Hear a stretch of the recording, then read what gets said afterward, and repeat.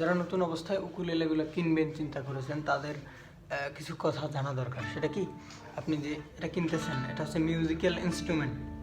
এটার বিশেষত্ব বলতে পারেন কি সাউন্ড, যে প্রতিটা ঘর, আমরা এই যে ঘরগুলো, প্রতিটা ঘরে একটা নির্দিষ্ট সুর থাকে।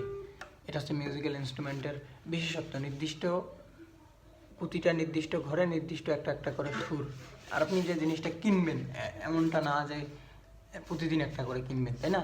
এটা আপনি দেখা গেল যে একটা যদি দেখে শুনে নেন, এটা দিয়ে দীর্ঘদিন বাজানোর একটা ব্যাপার থাকে। যেমন ধরেন যে এই যে এটা সাউন্ড স্টেবল কতক্ষণ থাকে দেখেন, মানে সাউন্ডটা কতক্ষণ থাকতেছে, এখনো আছে।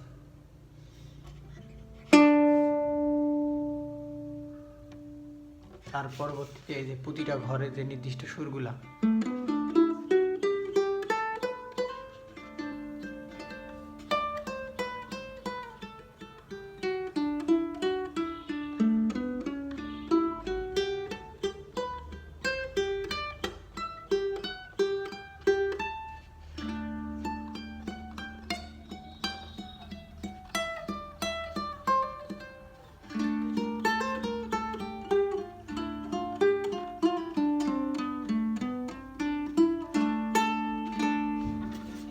এটা হচ্ছে আর কি ব্যাপারটা।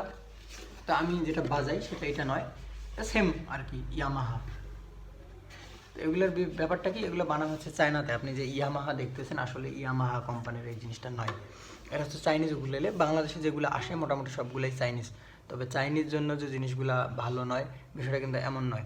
এখানে ব্যাপার থাকে একটা, ওই যে দেখে শুনে নেওয়ার একটা ব্যাপার থাকে। যেমন এই যে বডির কন্ডিশনটা, এই যে বডিটা যেটা কতটা শক্তপোক্ত, হার্ড মজবুত কিনা, এর পরবর্তীতে টিউনিং কিগুলো ঠিকঠাকভাবে আছে কিনা। তো নতুন যারা কেনে তাদের পক্ষে এই জিনিসগুলো দেখে নেওয়া একটু টাফ হয়, বিশেষ করে যে সাউন্ডটা, প্রতিটা ঘরে যে নির্দিষ্ট সাউন্ডটা। আর আপনি তো প্রতিদিন কিনবেন না, কিনবেন একটাই, সেটা দিয়ে দীর্ঘদিন বাজানোর একটা ব্যাপার থাকে। তো আপনি এগুলো মার্কেট থেকে নিতে গেলে আপনার 5,000 প্লাস পড়বে খরচ। আপনি আগে মার্কেট যাচাই বাছাই করবেন, তারপরে বলবেন আমাকে। আপনি চাইলে আমার থেকে এগুলো নিতে পারেন।